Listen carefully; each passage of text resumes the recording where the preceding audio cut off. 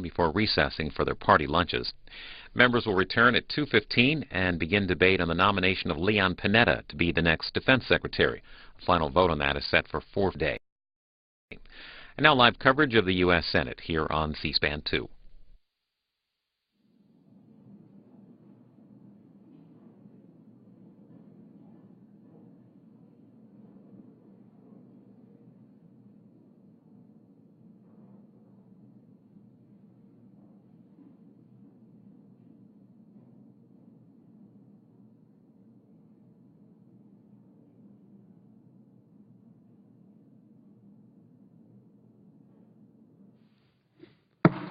The Senate will come to order. The chaplain, Dr. Barry Black, will lead the Senate in prayer.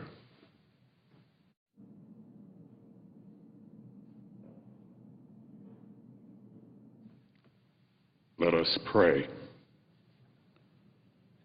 You come to us, O Lord.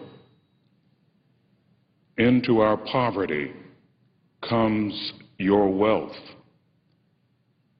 Into our emptiness comes your fullness. Into our fears comes your peace. Into our ugliness comes your beauty. Empower our senators to prepare themselves for your coming. Remove any barrier that will keep them from experiencing your presence.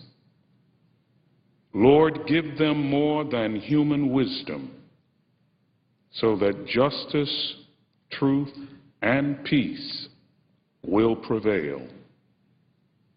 Come to us, O Lord, and make us instruments of your peace. We pray in your great name. Amen.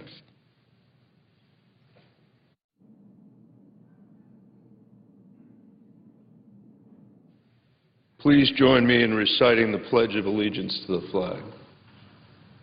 I pledge allegiance to the flag of the United States of America and to the republic for which it stands, one nation, under God, indivisible, with liberty and justice for all.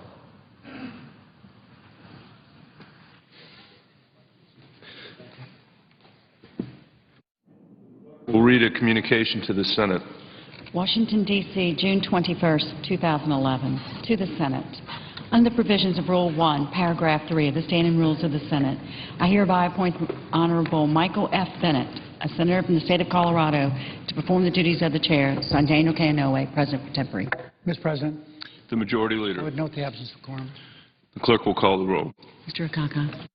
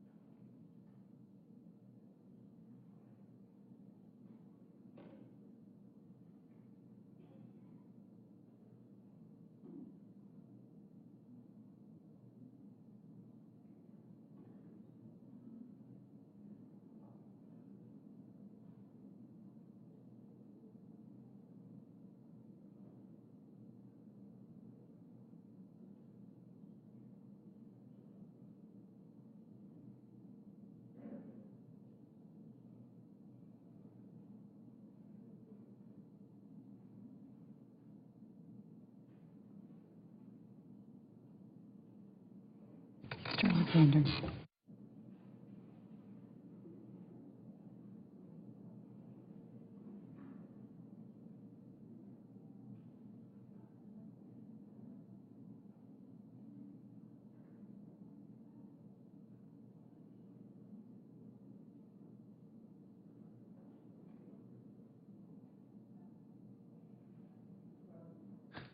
The Majority Leader. Passed. Unanimous consent the call of the quorum be terminated. Without objection. Mr. President, following any leader remarks, the Senate will be in morning business till 11 a.m. today. Republicans will control the first half, majority controlling the final half. I would ask at this time, Mr. President, that the morning business hour be a full hour, not stop at 11 o'clock. Without objection. The filing deadline for second-degree amendments is 2S782. The EDA bill is at 11 a.m. this morning. Following morning business, Senate will be in executive session to consider the nomination of Michael Simon to be a United States District Judge in Oregon. At noon, there will be a vote on confirmation of the Simon nomination. Following that vote, the Senate will recess to 2:15 p.m. today for the weekly caucus meetings. At 2:15, the Senate will consider the nomination of Leon Panetta to be Secretary of Defense with 2 hours for debate. At about 4:15 then this afternoon, senators should expect up to 3 roll call votes. The first on confirmation of the Panetta nomination. The second will be cloture vote on the EDA bill. And if cloture is not invoked, there will be a third vote on cloture on the motion to proceed to the Presidential Appointment Efficiency and Streamlining Act. I might note that this or some version of this is, we've been talking about this for a long time. When Senator McConnell and I were both whips, we talked about this legislation, spent a lot of time on it. Mr. President, this afternoon we'll have a cloture vote on reauthorization of the Economic Development Administration, a law we've depended on for more than 50 years. This is the 4th jobs bill Democrats have brought to the floor this year.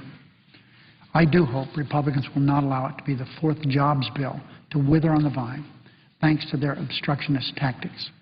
This is a good piece of legislation with decades of helping American businesses and economically distressed communities to innovate, grow, and to hire. In the last 5 years alone, the Economic Development Administration has created 314,000 jobs. It has successfully turned every $1 in federal investment into $7 in private sector investment. It's good legislation that will create good jobs for Americans who need these jobs. Unfortunately, that's not enough to win bipartisan support among the Republicans here in the District of Columbia now, who are more interested in destroying Medicare than creating jobs. The Small Business Innovation Research Bill was a good piece of legislation, too. That also died in the Senate last month under a pile of unrelated amendments. The bills the Senate passed this year reauthorizing the Federal Aviation Administration and reforming America's patent system were good legislation also. They would have created or saved about 480,000 jobs that made it out of the Senate alive. But now they're languishing in the Republican-controlled House. Mr. President, will the Economic Development Authority suffer the same fate? I hope not. Here, 24 hours ago, I presented to the American people and to the Senate the myriad of amendments that have been filed in regard to this legislation. A lot of them have been offered, but filed. I read about 40 of them, dealing with different types of endangered species. The lesser sand dune reptile, or I don't remember what it was, but all kinds of non-related amendments. Global warming,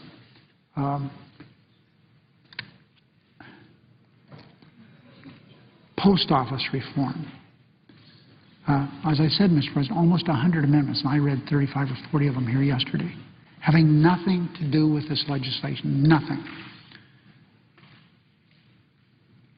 So I hope we don't have another bill that's blocked.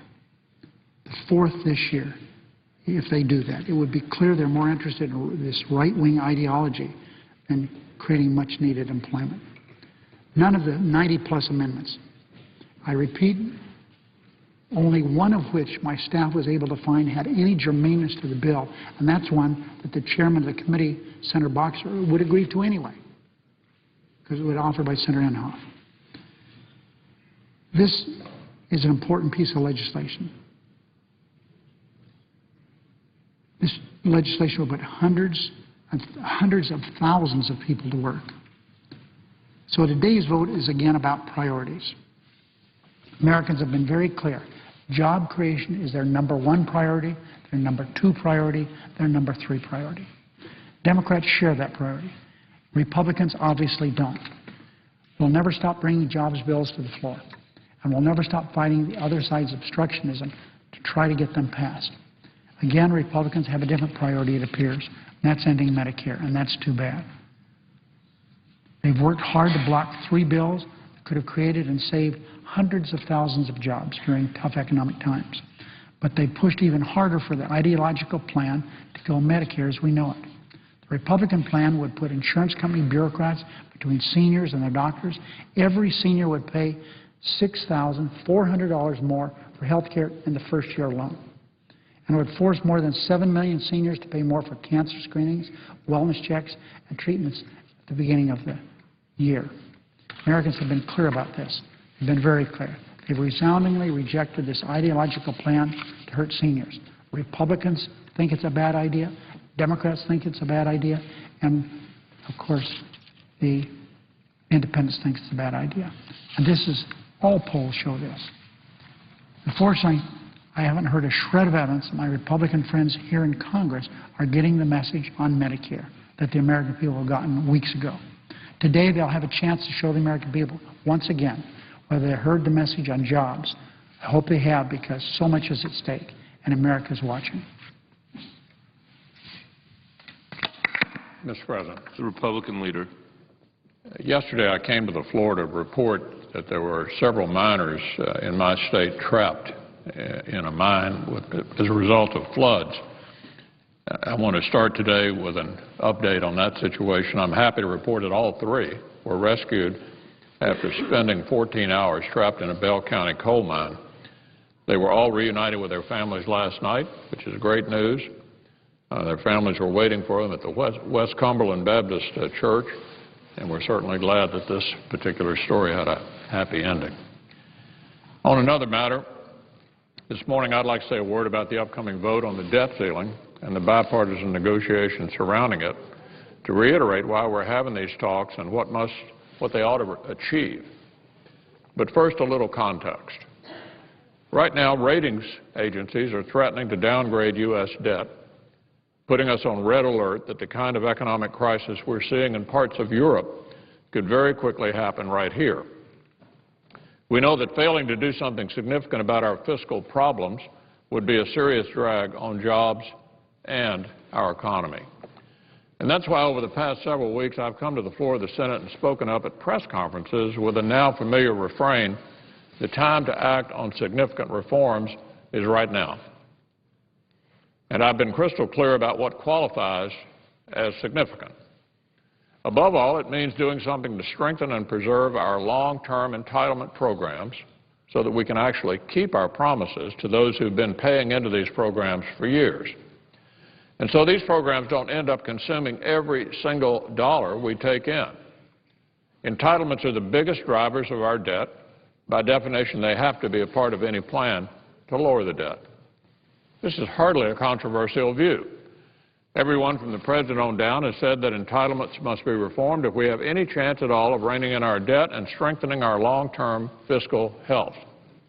In fact, 3 months ago, 31 Senate Democrats signed a letter to the President urging him to put together a plan to reduce the deficit, a plan they said they hoped would include entitlement changes. 31 members of the Democratic Conference right here on the other side of the aisle, including the occupant of the chair. As the occupant of the chair put it recently, I think it's absolutely clear that we have to redesign our entitlement programs.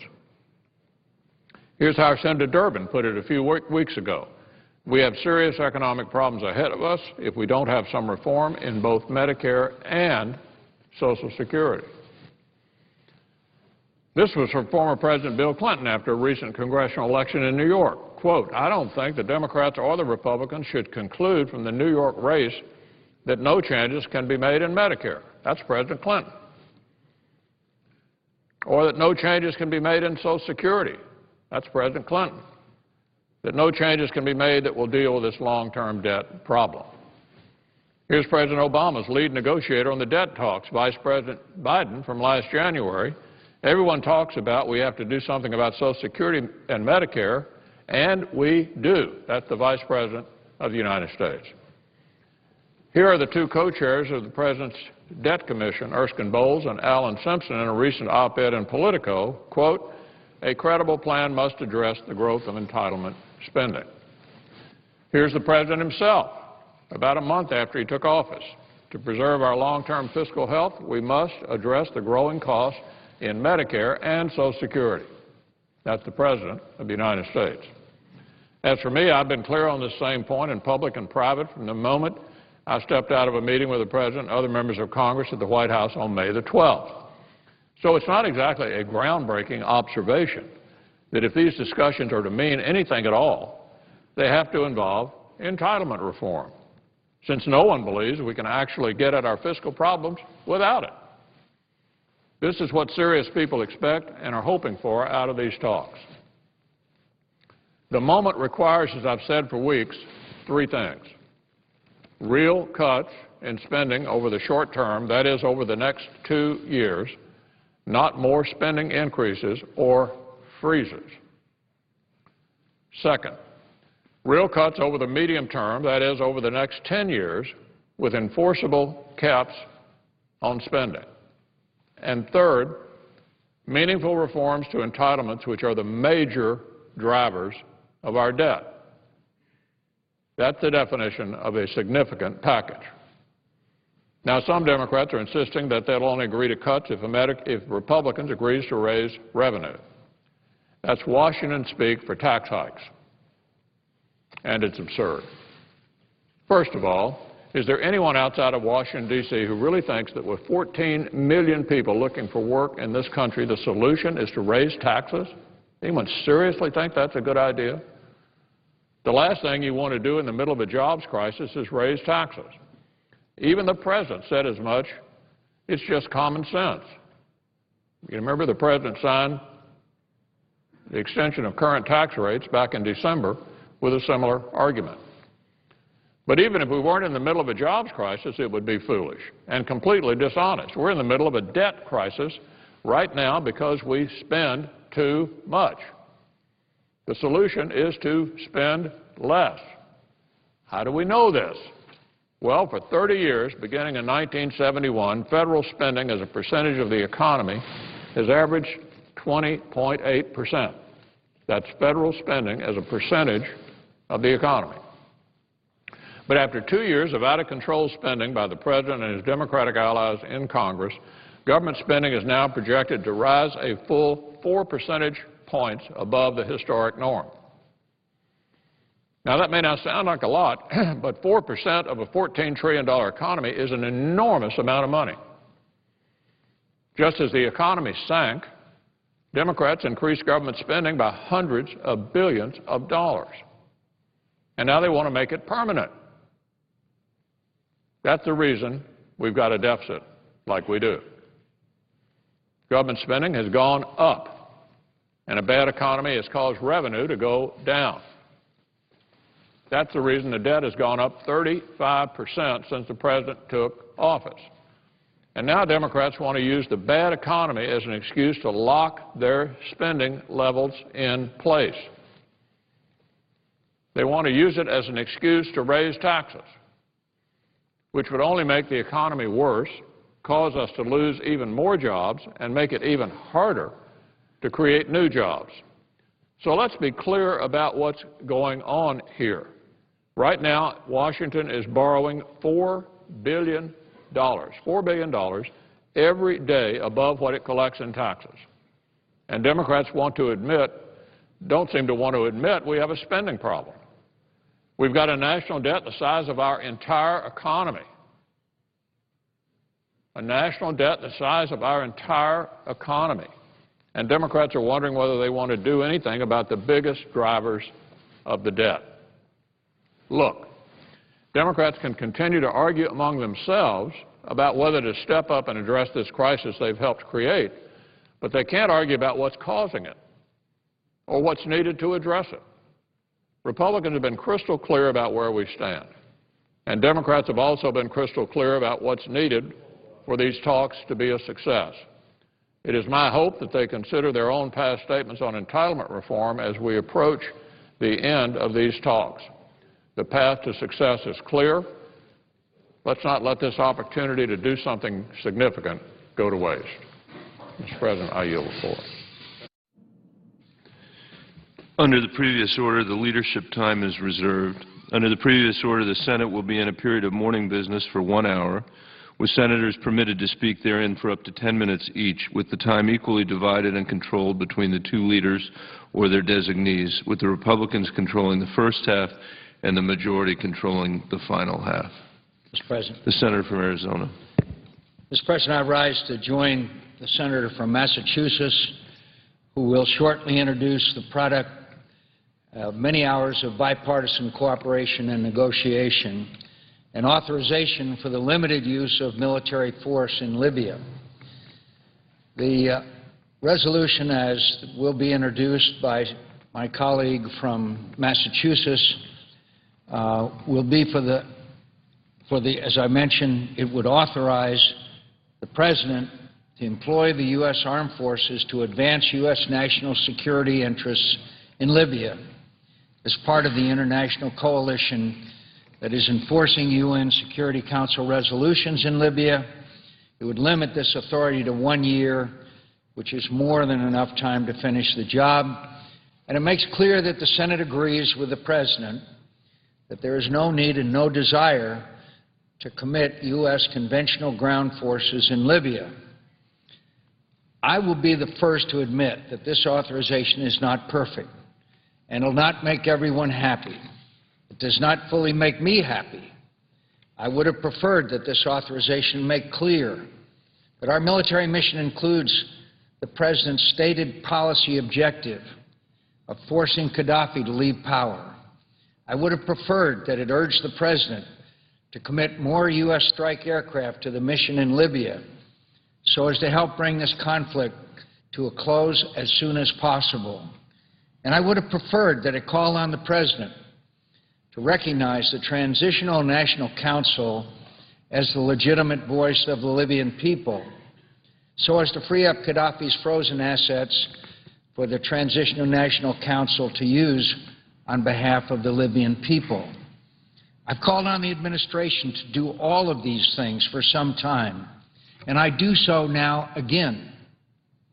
That said, this authorization has been a bipartisan effort. My Republican colleagues and I have had to make compromises, just as the senator from Massachusetts and his Democratic colleagues have had to do. The end result, I believe, is an authorization that deserves the support of my colleagues in the Senate on both sides of the aisle, and I am confident they will support it. Now, I know the administration has made it clear that it believes it does not need a congressional authorization such as this because it is their view that U.S. military operations in Libya do not rise to the level of hostility. I believe this assertion will strike most of my colleagues and the Americans they represent as a confusing breach of common sense. And it seems to be undercut by the very report that the administration sent to Congress, which makes clear that U.S. armed forces have been and presumably will continue to fly limited strike missions to suppress enemy air defenses, to operate armed predator drones that are attacking Gaddafi's forces in an effort to protect Libyan civilians, and to provide the overwhelming support for NATO operations, from intelligence to aerial refueling.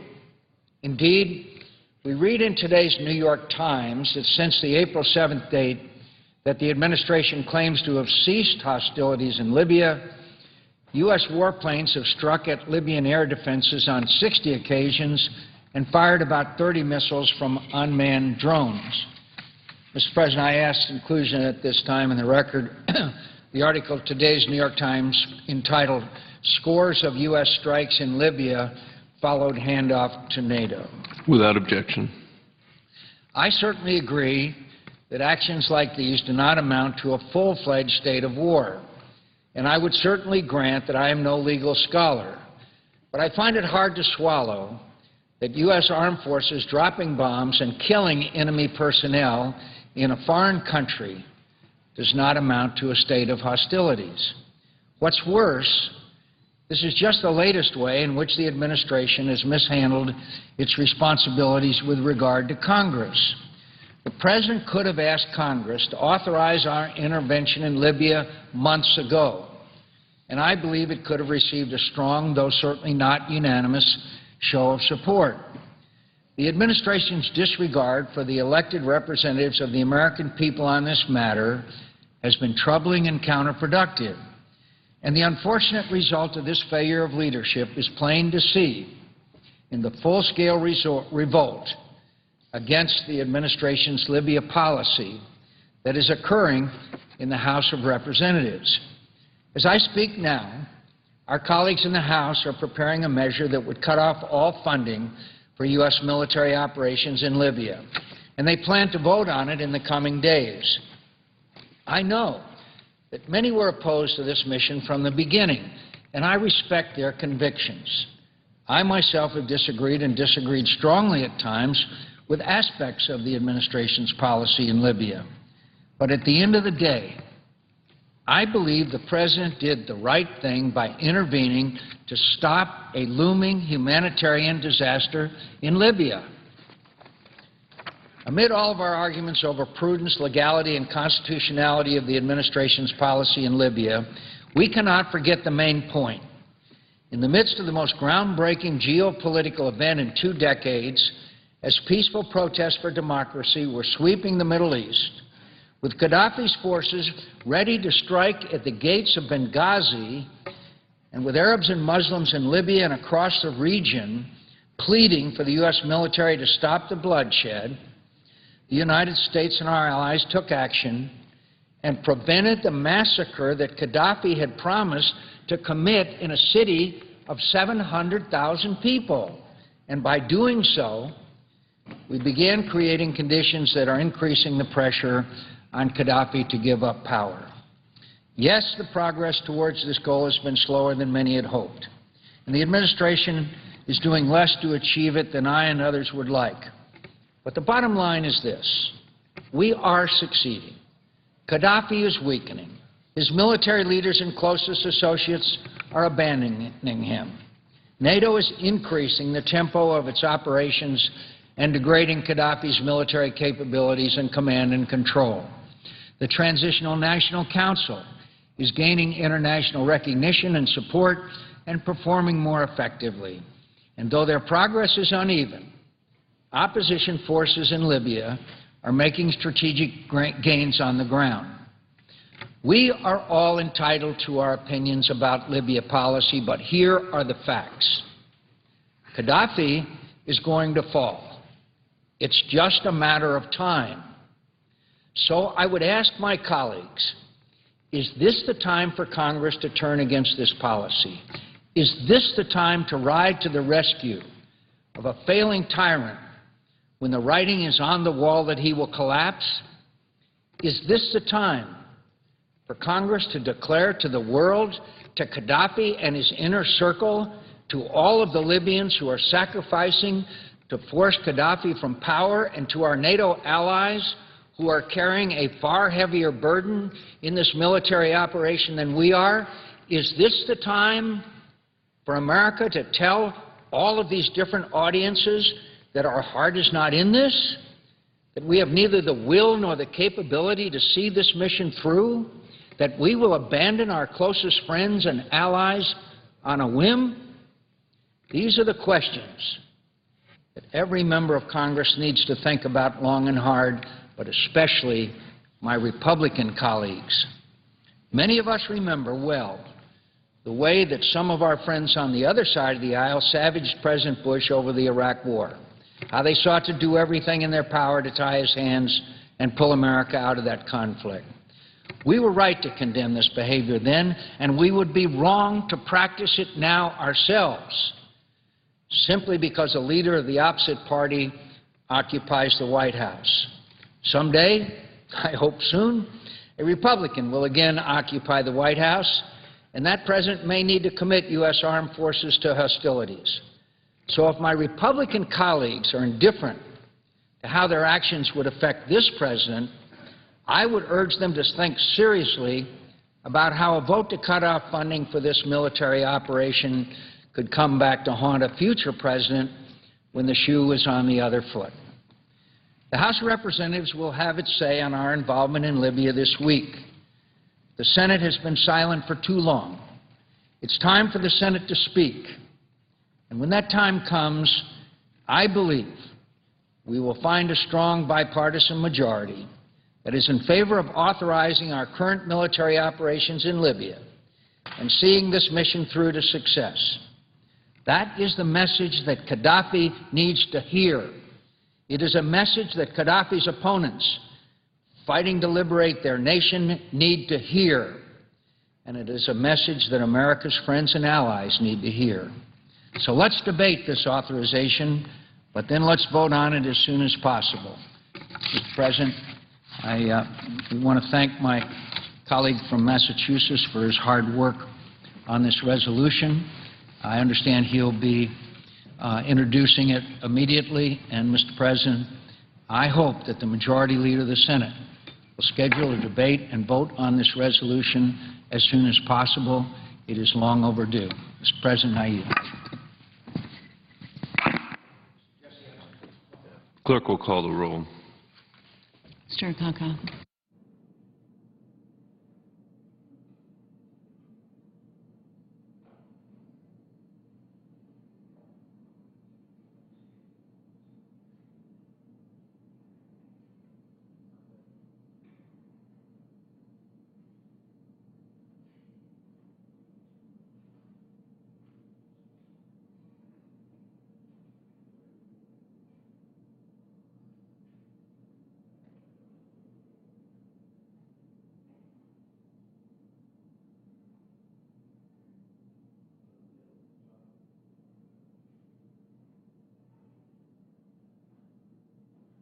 President.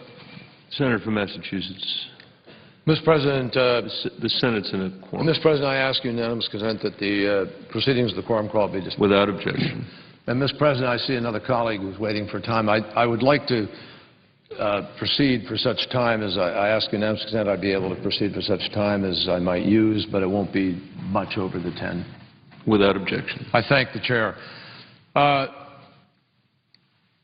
Mr. President, I want to thank the senator from Arizona for his, I think, important and courageous comments that run counter to the political currents of the day, some of which have been expressed in the other body and elsewhere. And I thank him for thinking about the strategic interests of the country ahead of some of the political interests with respect to the next election. There are many occasions where this body has behaved very differently when a president, either Republican or Democrat, has engaged American forces in one way or another without their authorization within that 60-day or even outside of the 60-day parameters of the War Powers Act. The fact is that we had a number of military actions: Panama, Libya in 1986, Grenada 1983, Iran 1980, Haiti 1993, Persian Gulf 1987-88, Lebanon 1982, and then subsequently Kosovo 1999, Bosnia 1992, Somalia 1992, which didn't have this fight about authorization. And in fact, only Iraq in 2003, Afghanistan in 2001, and Iraq in 1990 were authorized prior to our engagement. The fact is that 4 of those that I mentioned ended before the 60 days had expired, but the others didn't. Bosnia, Kosovo, and Somalia all went beyond the 60 days, and the issue was never raised. So I think it's important for us to put this in a context, if you will, and to measure the realities of the choices that we face with respect to Libya today. We will shortly, this morning, a little later, be introducing this resolution. It is a bipartisan resolution, Democrats and Republicans joining together to put in a very limited authorization with respect to our engagement in a support role. Not any direct engagement, but a support role only. And it is limited to that support role. Now, Mr. President, I am particularly familiar with the debate and with the War Powers Act itself over these years because that was a debate that took place specifically in response to the war that Senator McCain and I were both part of, the Vietnam War. The War Powers Act was a direct reaction to that war, which was at that time the longest war in our history until now, Afghanistan. 10 years in duration, over 58,000 Americans lost their lives, and it spanned several administrations, Kennedy, Johnson, Nixon. And the fact is that as a result of that war, in which we never declared war, the Congress wanted to assert its appropriate prerogatives with respect to the declaration of war and the engagement of American forces. And so the War Powers Act was passed. The War Powers Act very specifically created this dynamic where the Congress had 60 days to act. The President could deploy troops for a period of 60 days without their action. And if they hadn't acted, the inaction itself would require a president to then withdraw troops. So it didn't actually require the Congress to act, but it created this 60-day period. The fact is that any member of Congress during those 60 days could bring a resolution to the floor denying the president the right to go forward. Nobody did that in the past 60 days, I'm glad to say, and we're now beyond those 60 days. It is not without precedent, incidentally, that we have authorized inaction much later. In fact, I think one action was specifically authorized about a year. That was the action in Lebanon. About a year after they had landed, it was authorized. So we're within days of that in terms of this discussion. But let me read specifically what the War Powers Act said. It said, in the absence of a declaration of war, in any case in which the United States Armed Forces are introduced into hostilities or into situations where imminent involvement in hostilities is clearly indicated by the circumstances. I think the operative words, the critical words here are United States Armed Forces are introduced into hostilities. Now, you can argue, as people are, and there's an article in the Washington Post today, there are other articles, people saying, well, of course we're in hostilities, because hostilities are taking place and, you know, bombs are being dropped. But that's not, in my judgment, even though I support the War Powers Act, and I think, and President Obama, incidentally, has supported it here, which is unique from other presidents. But the fact is that just because hostilities are taking place and we are supporting people engaged in those hostilities does not mean that we are ourselves, in fact, introducing troops into hostilities. No American is being shot at. No American troop is on the ground or contemplated being put on the ground. So the mere fact that others are engaged in hostilities and we are supporting them, I don't believe automatically triggers what was contemplated in the aftermath of the Vietnam War. Now, that's not the principal argument, frankly, that we need to be having here. What we really need to be doing is looking at the bigger picture. I don't think any country, the United States, the UN, or any nation, ought to be drawn lightly into any kind of military intervention. I've always argued that here. But there, in my judgment, there were powerful reasons for why the United States should have joined in establishing a no-fly zone over Libya and forcing Gaddafi to keep his most potent weapons out of the fight. And if you slice through the fog of misinformation and you weigh the risks and the benefits here alongside our values and our interests, which are always at stake, I think the justification for the President's involvement, for our country's involvement, and for our supporting it are compelling, and I think they're clear. What is happening in the Middle East right now, Mr. President, could be the single most important geostrategic shift since the fall of the Berlin Wall.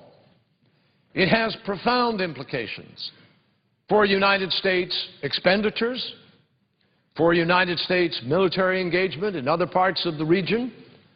It has significant impact on the threats that we will face, on the potential strategic risks for our country, and for our interests in terms of that region. Absent United Nations NATO resolve, the promise that the pro-democracy movement holds for transforming the Arab world, the whole Arab world, and all that that could mean to the United States in terms of hopes for peace between Israel and Palestine, hopes for a different set of relationships, hopes for restraining Wahhabism, hopes for diminishing the levels of religious extremism, hopes for reducing the amount of terrorism. All of those things are contained in this awakening, in this transformation that people are trying to achieve, an effort which I believe and others believe would have been crushed if the hopes of the pro-democracy movement were simply ignored and we turned our backs on them. I can't imagine. I mean, just think about the consequences. Colonel Gaddafi says, I'm going to show no mercy. I'm going to go and we're going to kill those dogs who have risen up and expressed their desire to have fundamental freedoms and rights.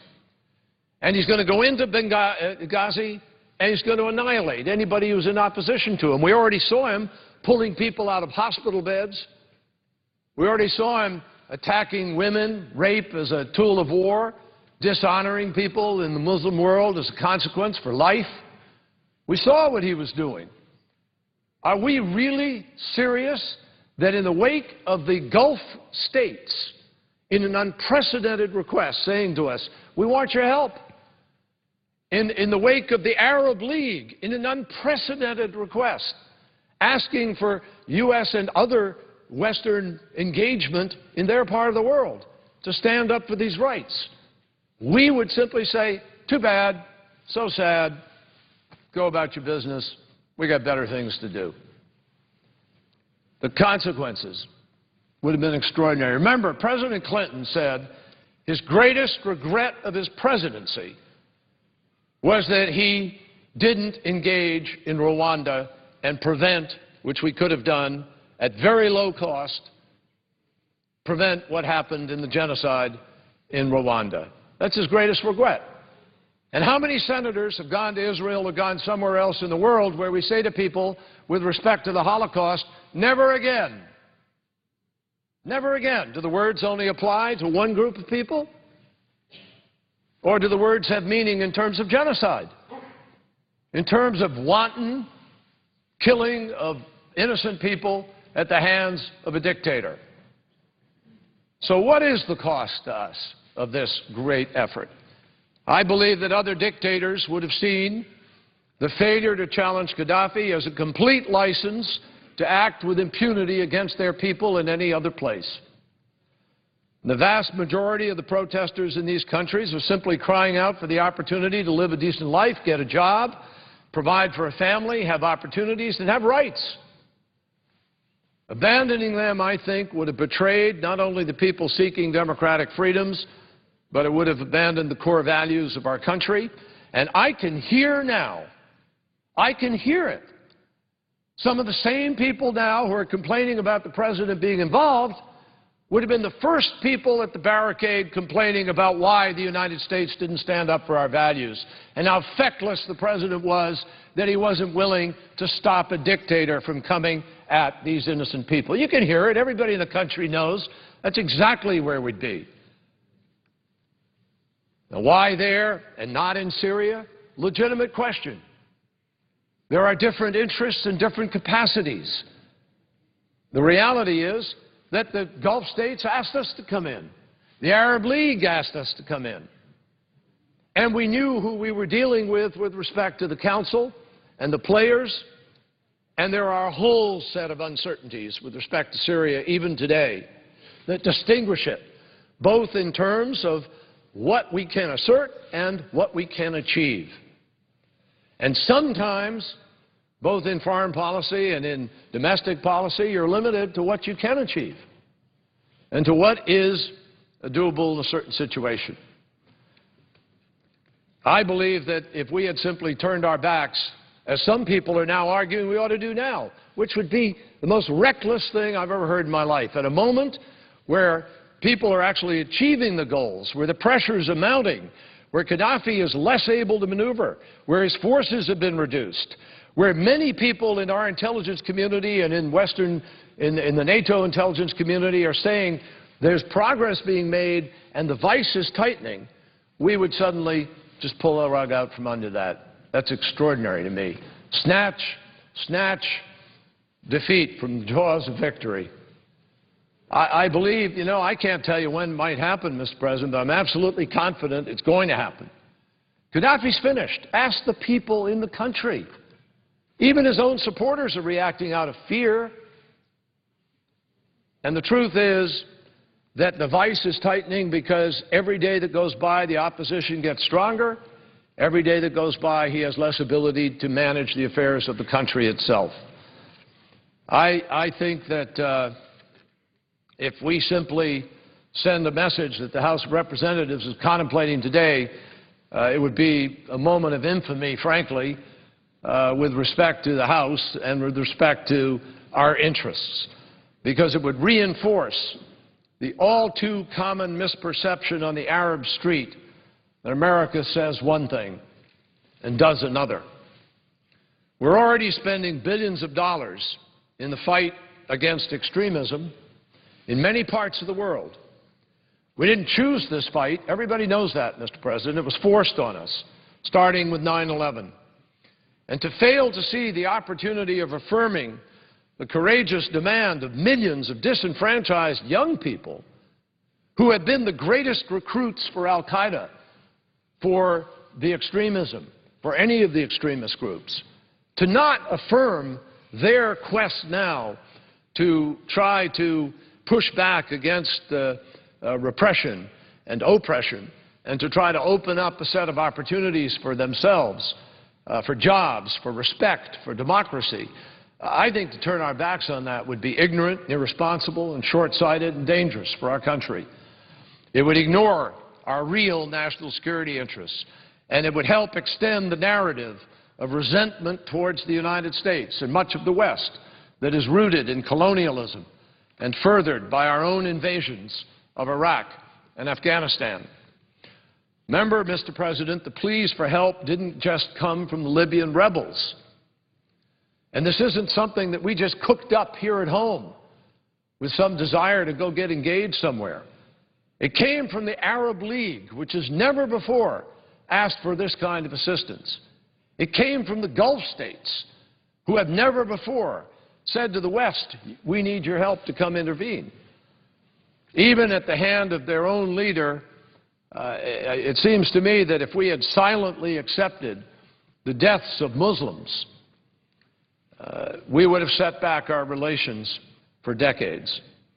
Instead, by responding and giving the popular uprising a chance to take power, I think the United States and our allies sent a message of solidarity with the aspirations of people everywhere. And I believe that will be remembered for generations.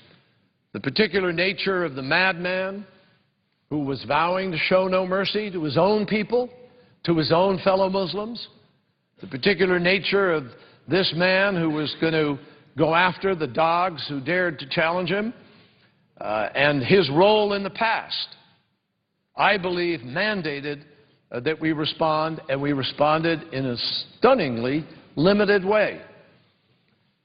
I do think our colleagues from New Jersey and New York and other states in New England need to reflect on the fact, and they don't really need a reminder, I suspect, that Gaddafi is the man who was behind the bombing of Pan Am 103, claiming the lives of 189 Americans. And the intervention in Libya, in my judgment, sends a critical signal to other leaders in the region that they can't automatically assume that they can simply resort to large-scale violence to put down legitimate demands to reform without any consequences. I think UN resolve in Libya can have an impact on future calculations. And indeed, I think the leaders of Iran need to pay close attention to the resolve that is exhibited by the international community. And I think we need to think about that resolve in the context of our interests in Iran. Now, Mr. President, the resolution that we will submit, Senator McCain and myself and other senators, is absolutely not a blank check for the President, not at all. It is a resolution that authorizes limited use of American forces in a supporting role. I want to emphasize that. There's only an authorization for a supporting role. It says specifically that the Senate does not support the use of ground troops in Libya. And the President has stated that that is his policy, but we adopt that policy in this resolution. It authorizes the limited use of American forces for a limited duration, and it would expire 1 year from the time of authorization. This resolution envisions action consistent with the letter that the President sent to congressional leaders on May 20th, in which he specified that the U.S. participation in Libya has consisted of non-kinetic support of the NATO-led operation, including intelligence, logistical support, and search and rescue missions. I'll be wrapped. Mr. President, I think I asked for such time as I would use, but I'll try and tighten it up here. So, Mr. President, the administration informed Congress last week it doesn't consider the use of U.S. forces to rise to the level of hostilities, and I've already discussed that. I think there is an important constitutional question here, but it's not a new question. The truth is that presidents, Democrat and Republican, have undertaken limited military action. I mentioned each of those instances. I think this debate is healthy, but the words we use about it has consequences. They send a message, and I think none of us should send any message to Colonel Gaddafi lightly.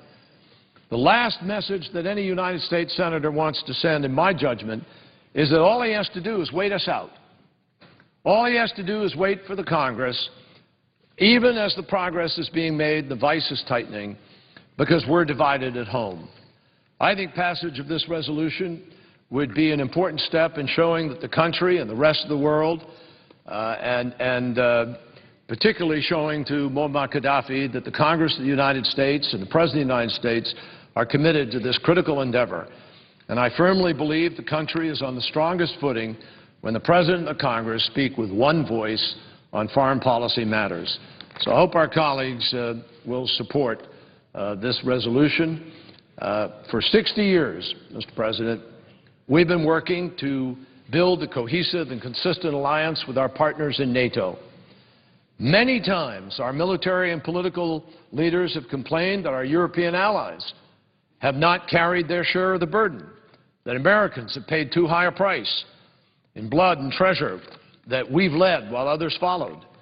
Earlier this month, Secretary Gates warned the NATO alliance is at risk because of European penny-pinching and distaste for frontline combat. And he said the United States was not going to carry the alliance as a charity case. Well, Mr. President, here's the alliance leading. Here's the alliance doing what we've wanted them to do for years. And here, all of a sudden, are members of Congress suggesting that it's okay to pull the rug out from under that alliance. That would, I think, really toll the bell for NATO.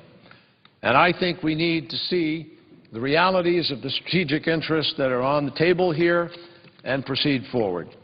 Will we stand up for our values and our interests at the same time? Will we support the legitimate aspirations of the Libyan people?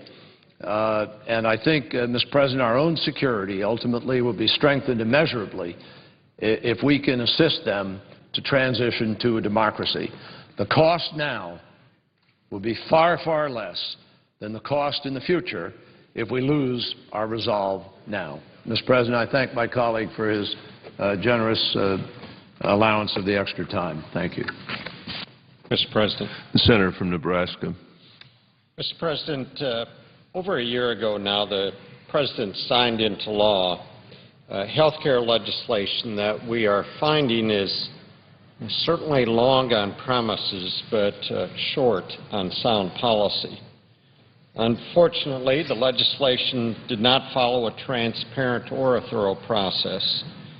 Instead, it was hastily rushed through on a premise that has now become famous. As said by Speaker Pelosi, we have to pass it to see what's in it. Now, almost daily, newspapers, constituent mail, and independent reports continue to reveal that the law's promises are not reality. Recently, the Columbus Dispatch told the story of a family with a pre-existing condition.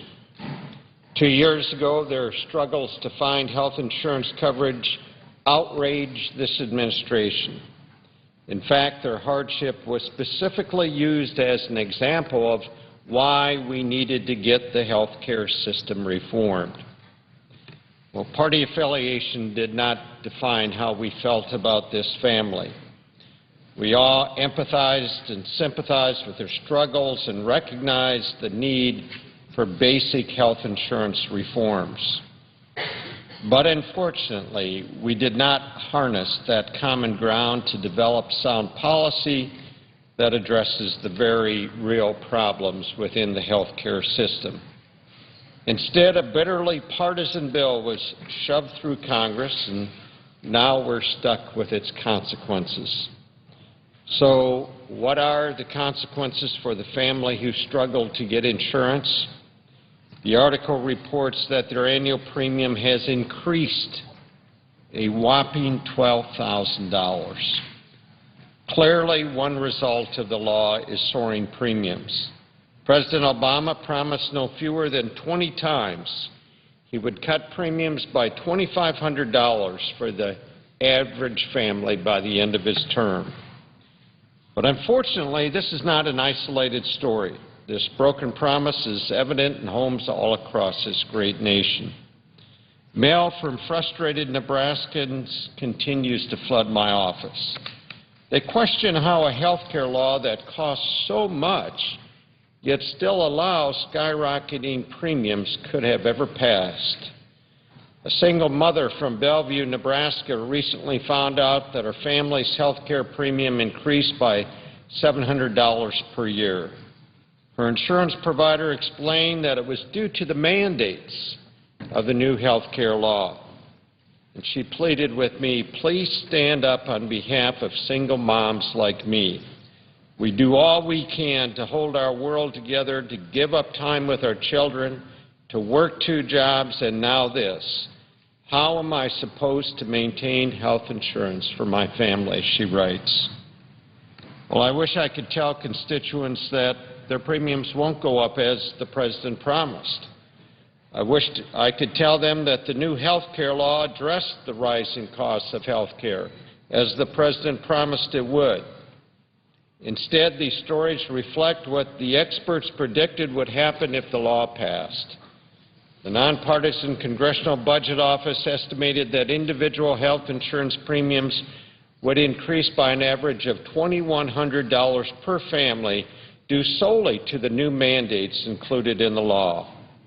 That puts the gap between candidate Obama's promise and President Obama's health care law at an alarming $4,600 per family.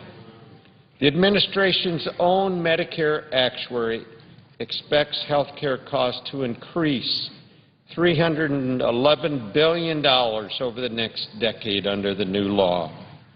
In fact, the actuary testified that the President's promise that the health care law would lower costs was, quote, false, more so than true, unquote. Now, some may say, Mike, just wait until the law is fully implemented. That's when the promises will be fulfilled. But I continue to get reports on my desk forecasting the negative consequences of this irresponsible and short-sighted piece of legislation. For example, one of the law's major flaws is that half of its new health insurance coverage is achieved by locking millions of people into an already broken Medicaid system. Yet, the New England Journal of Medicine recently released a study showing those on Medicaid struggle to find doctors to treat them. The medical journal's research revealed that 66% of individuals who mentioned Medicaid's Children's Health Insurance Program when called to schedule a medical appointment were denied an appointment for their child. That's compared to only 11% who said, I have private insurance. That's right. Those on Medicaid's CHIP program were 6 times more likely to be denied an appointment. And when Medicaid was accepted, the children had to wait on average 22 days longer than those with private insurance. Researchers blame low Medicaid payments, delays in paying, bureaucratic red tape for all of these problems. As a former governor, I can tell you that these problems have long plagued the Medicaid program. Yet in 2014, the President's new law dramatically expands Medicaid, dumping 24 million more Americans onto this very broken system. So how can the President promise guaranteed coverage for these millions of Americans when this study shows the majority of our most vulnerable population are denied treatment under the Medicaid system? The bottom line is, if you can't receive care, if you can't find a doctor to provide it, you don't have coverage. The logic simply doesn't match the promises. Another recent study by a consulting group, McKinsey & Company, calls another one of the President's guarantees into question. Their study analyzed the impact of the health care law on employer-sponsored benefits. Prior to the health care law, America's employers were the backbone of our nation's health care system. They provided 165 million Americans with coverage. The McKinsey study found that 30% of employers will definitely or probably stop offering their employees health insurance after 2014. During the health care debate, supporters of the law insisted that the law builds on the principle of employer-sponsored coverage. The President even repeatedly promised if you like your plan, you can keep it. Again, an empty promise. According to the study and others that came before it, employees will be stripped of their plans that they like and dumped onto the new law's health care exchanges. Now, I realize there's disagreement surrounding the study, so let's just appeal to common logic. The more you know about the law, the more you conclude it just doesn't make sense for employers to offer a health care plan. Beginning in 2014, the health care law mandates that employers with 50 workers offer health insurance coverage or pay a penalty of $2,000 per worker. And with this mandate comes a whole slew of other requirements. Well, suddenly, dropping coverage and paying the penalty becomes an economic necessity, and it's cheaper. During the health care debate, I spoke on the Senate floor about this issue. I and many others warned that the proposed penalties had a perverse incentive. When you do the math, and I said back then, there is no penalty at all compared to the cost of private insurance. In fact, it's a business decision. If you're worried about the bottom line, you save money by paying the premium or paying the penalty. That's how the law encourages employers to dump their employees. A Deloitte consultant told the Associated Press, and I'm quoting, I don't know if the intent was to find an exit strategy for providing benefits, but the bill as written provides the mechanism. John Deere has responded by saying business will look into it, quote, just paying the fine, unquote. Not surprisingly, employers are doing the math. AT&T reported that its $2.4 billion cost of coverage would drop to $600 million if they just paid the penalties. Estimates reveal Caterpillar could save 70% on health care costs by eliminating coverage and paying the penalties, and the list goes on and on. Prior to its passage, the Congressional Budget Office predicted 7% of employers would drop their coverage. Now studies in Business Logic are challenging that estimate. This may mean that the CBO's projected cost of health care is too low. That's right, the $2.6 trillion cost estimate is too low, if you can imagine that. The President promised the bill would lift the burden off the middle class. It hasn't. Unfortunately, time is confirming what we predicted all along. The case for repeal of the health care law is stronger day by day. I'll do everything I can to overturn these negative consequences. I believe Americans deserve better. One thing they deserve, that promises made be promises kept. Madam President, I yield the floor.